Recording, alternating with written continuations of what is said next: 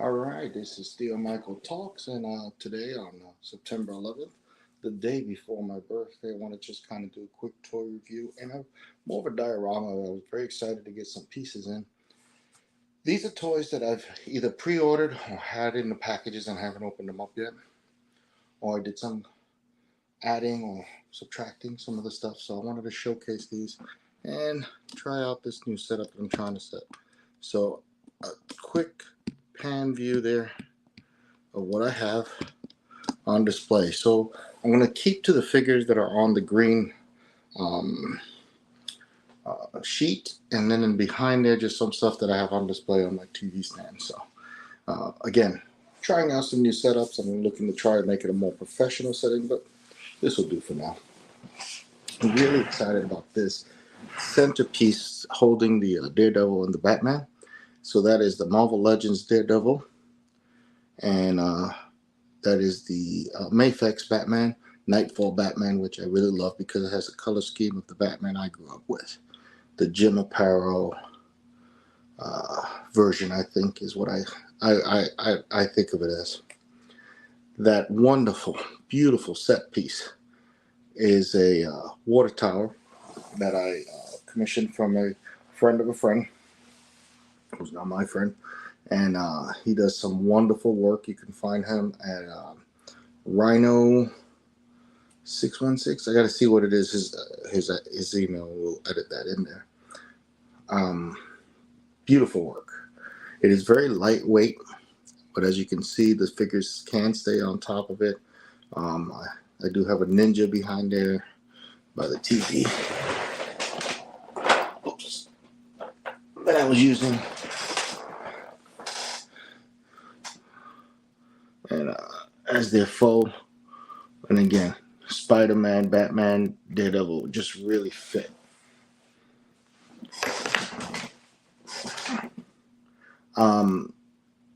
It was 3D printed, and like I said, it's lightweight, and then he hand painted it. I don't know if you can see the details, but it really gives it that wonderful feel of a water tower.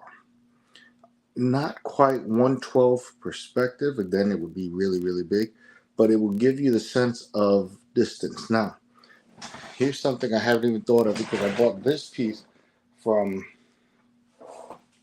Big Bad Toy Store, and that was a rooftop setting. And as you can see, I got Deathlock and the Bucky cap on top of it. And this is actually made out of ceramic, and it is a light up base. So I can go in and turn it on and the windows light up. But it's a heavier. So it's a great set piece, but it's very fragile, very heavy. So you have to have it on a solid base. But when you use it in conjunction, you can put this back in perspective, and it'll give you pretty good rooftop scene. One of the other things, so the Bucky cap and this Hulk I got from Ollie's. So Ollie's is I guess a reselling store. A lot of times when you go for the major stores like Walmart and Target and everything, I guess they buy their stuff in bulk and they put their orders in from the toy stores and different companies. And then when things don't sell or they have surplus, they resell them to a store like Ollie's or Ross, Big Lots, stuff like that, that will buy them at a cheaper price, but also buy them in bulk. So they recoup some of their losses, but then they go ahead and they sell them at a cheaper price.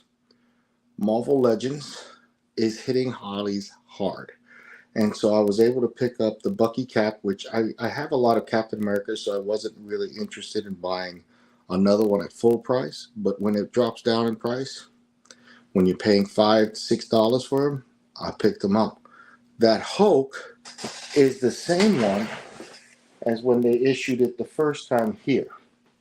And as you can see, the face sculpt was more of a movie style Hulk with a cartoon body.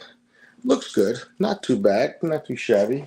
But when you compare it to the new version, where I think Hasbro has started really focusing on the comic versions, that's Mr. Fix-It. And while this is a mix between, I think, Jeff Purvey's Grey Hulk and Dale Keane, It is favoring more of the Dale Keane style of, or more like Bob the Cloud, his facial features.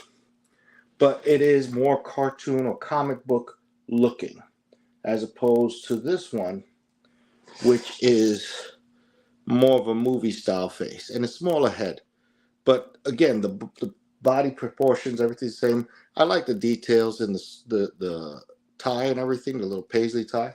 So there's a lot of things I like about both figures. I like these shoes, the saddle shoes. But one of the things that I appreciate is that Hasbro has been going more towards the comic book version of the toys, and that to me is more the nostalgic for me, or nostalgia for me, that I look into and I really wanted to buy and go into. Did I want to buy him uh, at the $50, $60 price point? No. But because he hit Ollie and he was $20 is what I got him for. I paid $20 for that. Plus, he came with a real nice sized gun. A lot of times, like the gun I use on Deathlock up here, is from another pack. I think it might have been from a either a cable, or it could have been from one of my Todd McFarlane packs, because he does a lot of weapon packs. I do get confused sometimes because I'll have the different things. So over here, my Superman display, and Superman's a real big thing in my collection. While I was not interested in the really bulky, long-haired Superman figure from McFarlane, I had to get it just for crypto. I needed a decent crypto, and I love the sculpt. My only critique is that there is no articulation. None of the legs move. He's just a statue, and a beautiful statue nonetheless, but still, I'd like to see a classified version of a crypto. I'd like to see a classified version of a lot of animals, because they really did a good job with their animals for G.I. Joe Classified. The Superman there is from Kingdom Come, and this is from Beast Kingdoms, I think it is. Oh, no, not Beast Kingdom. I can't remember. This is a third-party figure. I really like it. It's a 112 figure, similar to Mezco, but it was a great design. I did order the Kingdom Come Captain Marvel, so we'll see how that comes out. The base that it's on is from the 112 Christopher Reeve Superman, which I have in my Superman pile over in the corner there. But I really liked how these two figures interact, and I put them on that base just for today, but normally they're just on my Superman display with him reliving his joy of being Superman with Krypto there. Behind Ghost Rider is a gift from a friend of mine. He went up to Japan with his family, and he brought me some Marvel cookies. And the cookies are gone. There's nothing in there. But they were cookies, Japanese sugar short-baked cookies, shortbread cookies, and they were printed with the characters from that you see on the cover. The artwork looks like a pastiche of different Marvels from the 70s, 80s. The packaging that they used to use looks like a lot of John Byrne, Bob Layton type stuff that I can't see anyone different right now off the top of my head. But again, it's something that I really enjoy. And again, my friend brought it from Japan, and it was really nice, so I kept the box. That one's not going in the garbage. Over here, we have the Ghost Rider Danny Ketch combo that I did pre-order, and the Man-Thing reissue. Now, the Man-Thing is based off of the Werewolf by Night special that they had on Disney Plus, and that was pretty good. Both figures are okay. They're good. And I can't say anything about Marvel Legends that anyone else hasn't said, and you could always check out like Robo and all those other guys, Dave Wonder. But what I like about this is the display capability for the bike. They put in these two plus this as a stand for the bike. So he can be burning rubber straight, or he could be popping a wheelie. And I like that for a design aspect as far as displaying the figure. There's a lot of beautiful details in there.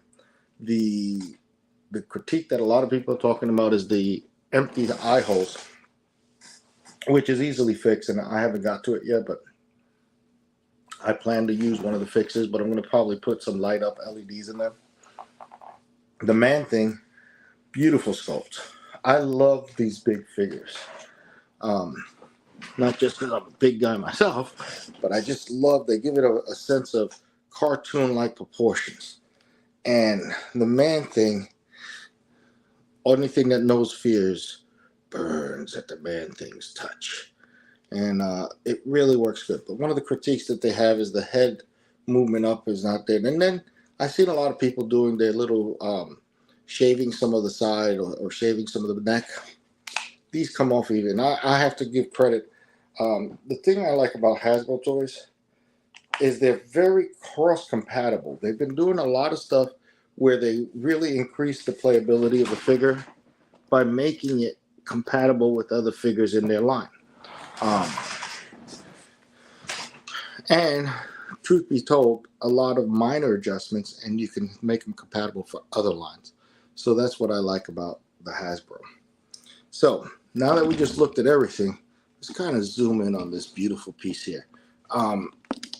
And I need to find out. I'm gonna ask Rhino if it's okay to give his real name out. He's really good, and I'll post a link. One of the things is it's hard to ship. So if you're local to his area, it might be better. But if you're gonna be shipping, you have to make sure that you cover that shipping cost. So to get it shipped properly and everything, it's a beautiful piece. And one of the things I love so much about it is I've always wanted this water tower set to be able to do these things with these figures.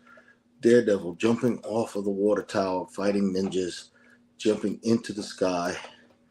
And you can use these crossbars to position your figures to get that look. You know, look at Batman with his cape going up.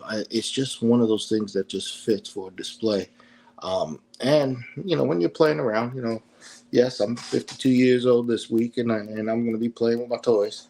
But it's something that gives you a chance to not only live the fantasy through your toys, but also if you're an artist, I mean, set this up as a shot. You could take a picture, you could look at it and really go through.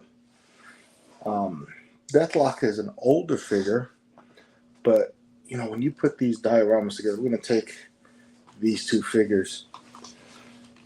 And I thought it was the same sculpt and everything, but I don't know. The size looks a little different, a little off. This one here, I don't know, from falling down, you'll see some scrapes. But the shoulders look smaller. I don't know. I'm not going to pull out a little caliper and see how it is, but let's see if I can move this forward without knocking them down. So, I love this Deathlock. Very simple figure. And you can see I stashed him with a lot of weapons that I took from other people from weapons packs.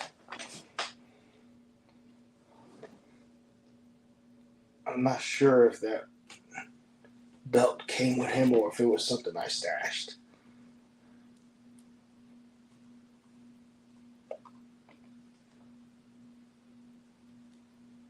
Alright. Don't you point that gun at Daredevil.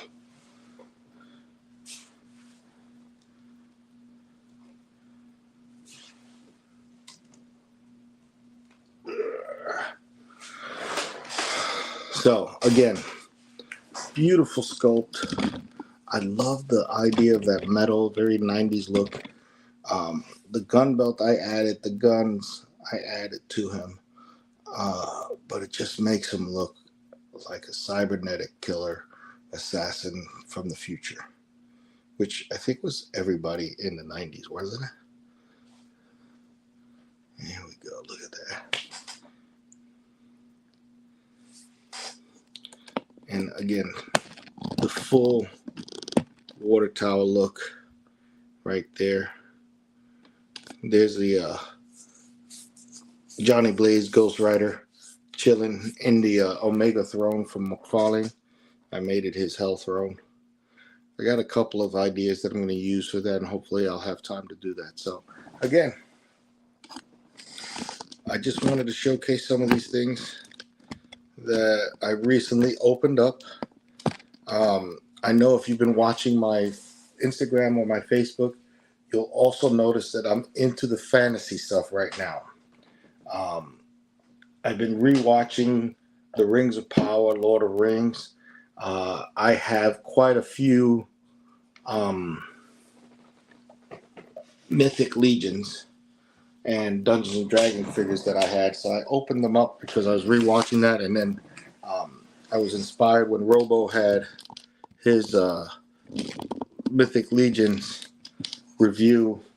I said, "Oh, I got those over there," and I've been watching Rings of Power. So I opened all mine up, took out my box, and went through everything, and then that led me to start playing with them. So you'll be seeing some of that later. I've got pictures up, and again, it's just something I do to pass time. I enjoy, and again, I appreciate the artists and workmanship that they put into the figures, the paint jobs, the dioramas.